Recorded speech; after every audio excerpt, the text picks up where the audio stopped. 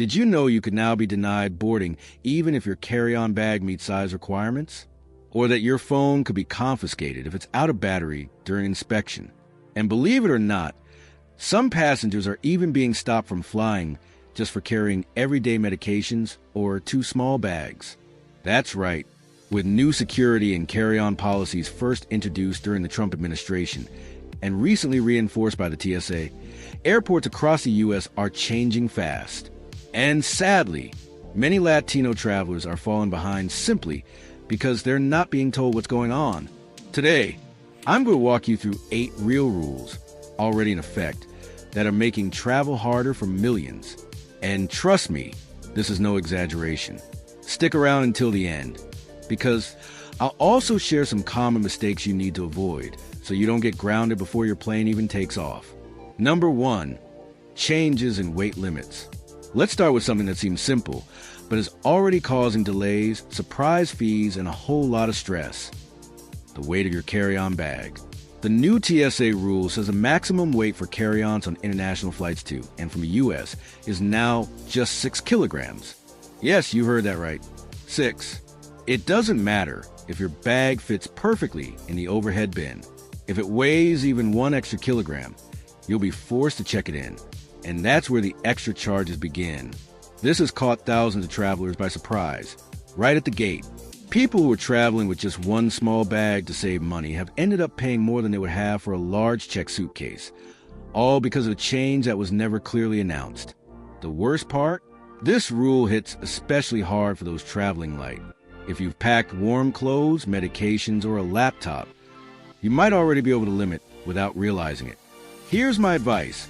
Weigh your bag before you leave home. Don't rely on the "it feels light" test. 6 kilograms is less than you think. Don't risk it. Number 2, layover security checks. Now, picture this. You got a layover in Miami, Dallas, or Houston. You're tired from a long flight and rushing to your next gate. Then suddenly they tell you, "Sir, you need to go through security again." That's right. Even if you're just passing through the U.S., you may now be required to remove your carry-on, rescan it, and go through full security again, just like if you were arriving for the first time. This has caused countless travelers to miss their connecting flights. Seniors, parents with kids, exhausted travelers, all of them made to stand in line again, open their bags, and in some cases, pull out every single device, liquid, and even medications that had already been cleared in their home country. The new scans are stricter. If an agent sees something unusual, even if it's perfectly legal, they can hold your bag. And there goes your connection. So get ready like you're actually entering the U.S. again. Pack everything so it's easy to reach. Because even if you're only stopping over, you might have to unpack it all. Number 3, medications under suspicion. This next one has caused a lot of frustration, especially for older travelers. Common medications without visible prescriptions. The TSA has started confiscating everyday medications that never used to be a problem. Things like painkillers, sleep aids, or even prescription syrups, if they're not in their original packaging or don't come with a printed prescription, preferably in English. This is a big issue for people who take daily medications and organize their pills in small containers. If you don't have the box, the label, or something that clearly shows what each pill is, agents might stop your bag, ask you to explain each item, or worst case scenario, stop you from boarding. So listen closely. If you're carrying medications, bring them in their original packaging along with the printed prescription. It doesn't matter if they're perfectly legal in your country. What matters is how they look at U.S. security checkpoints. Number 4, stricter liquid rules. Remember the liquid rule? The one that said no more than 100 milliliters per container? Well, in several U.S. airports, that limit has been lowered. It's now 80 milliliters. That's right, 80.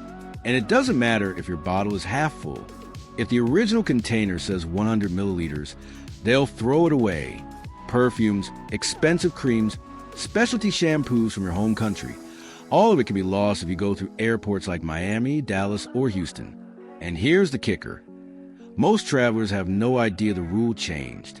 They find out when it's too late, right there in the security line. Here's my tip. Use clear containers, under 80 milliliters, and label them clearly. Skip the original bottles if they're over the limit. Today, a simple bottle of shampoo could cost you more than you think. Number 5. Dead phones could cost you your flight. Have you ever had your phone run out of battery right before boarding? These days, that can be more than just annoying. According to new TSA guidelines, every electronic device must be able to turn on during security checks. Phones, tablets, laptops, cameras, wireless earbuds, you name it. If a security agent asks you to power on a device, and you can't because the battery is dead, they might see it as suspicious. And that can lead to 2 big problems. First, your device could be held for further inspection. That alone might make you miss your flight. Second, and this is more serious, you could actually be denied boarding until the item is verified or explained properly. Sound extreme? It's already happened at major airports like JFK, Miami, and Dallas, especially to passengers connecting from long flights whose devices were already low on power. Here's the key tip. Make sure every device has at least 50% battery before heading to the airport. Bring a portable charger and the right cables. Don't count on finding a power outlet at the airport. By the time you do, it might be too late. If you can't turn on your phone, you can't prove it's safe, and that's a real problem now. Number 6. Too small bags can mean extra fees. For years, we've flown with a carry-on bag and a personal item. That could be a backpack, a purse, a document pouch, medicine kit, or snacks for the flight. But that's changing too. Several U.S. airlines, especially at busy airports with a lot of Latino travelers like Atlanta and New York, are now enforcing stricter rules on what they call second items. What does that mean? If you bring one carry-on and an additional small bag, you might be forced to check in one of the bags. Charge an extra fee, even if both bags fit the size rules. And the worst part? This isn't made clear when you book your ticket. Most people only find out when they're already in the boarding line, and an agent says you need to combine both items into one or pay. This hits older travelers the hardest, those who like to keep things organized. Documents in a folder, medications in a pouch, glasses and books in a separate bag. Here's the essential advice. If you're flying with a U.S. airline, fit everything into one carry-on bag. If you really need to bring more, use a foldable tote you can stash inside your main bag until you boarded. What used to be a convenience can now become a costly surprise. Number 7, mandatory digital declaration. Did you know you may now have to digitally declare what you're bringing in your carry-on before even flying?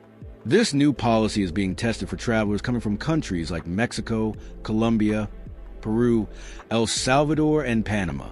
It's done through an online form called USTIS. On this form, you're asked to list whether you're carrying electronics, medications, food, valuables, and what happens if you don't fill it out. Your name can be flagged for extra screening. That means when your bag goes through the scanner, it gets compared against what you declared. If there's something missing like a notebook or a medicine box, you could be pulled aside for a much more detailed inspection. This has already caused delays, missed flights, and a lot of stress. And again, most people don't even know about this rule. They find out at the gate, or worse, when they can't access the internet to complete the form. Here's my advice. Before you travel, check if your airline or immigration website requires this digital form. Fill out ahead of time and keep a copy. If you can, print a backup. Better safe than standing in front of an officer explaining what's in your bag one item at a time. Number 8, legal items that look suspicious. This one's probably most surprising and the hardest to prepare for. These days, TSA and immigration officers have the power to stop you from boarding a flight based only on what your bag contains, even if everything is perfectly legal. Unbelievable? It's already happened. Real examples include passengers with lots of empty bottles and charging cables, flagged for looking like technicians, travelers carrying several identical toiletries, suspected of being resellers, people with supplement boxes and no receipts, sent for extra screening. And the scariest part? It's all based on the agent's perception. If they don't recognize what you're carrying or you can't explain it clearly, especially if you don't speak English, they might decide not to let you board. This is happening more often on flights from Latin America. If you don't fit the profile the agent expects, you might be treated as a risk for no real reason. Here's my final tip. Check your bag like you're the one doing the inspection. Ask yourself, does this make sense? Can I explain what each item is for? Bring receipts or documents if possible. If it looks suspicious, even if it's totally legal, it could become a problem. And remember, having everything legal isn't enough anymore. Now it also has to look reasonable and be easy to explain. As you've seen, these new airport rules in the United States are changing the way we fly. It's not just about the size of your carry-on anymore. It's about what you pack, how you pack it, whether you can explain it, and sometimes even whether you've declared online. These changes are affecting everyone, but especially Latino travelers. Why? Because many of these rules are not clearly explained when you book your ticket. You don't see them on your boarding pass. And let's be honest, most people don't scroll through pages of airport policy in English before flying. That's why so many are being caught off guard. But now that you know the truth, you're already one step ahead.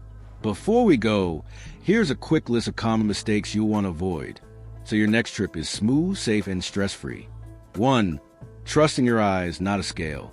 Don't guess the weight of your bag. 6 kilograms is surprisingly light. Weigh it at home, preferably with a digital scale. 2. Assuming a layover means no inspection. Even if you're just connecting through the U.S., prepare to go through security again. Organize your bag with this in mind. 3. Packing pills without paperwork. If you take medication, bring the original packaging and a printed prescription, preferably in English.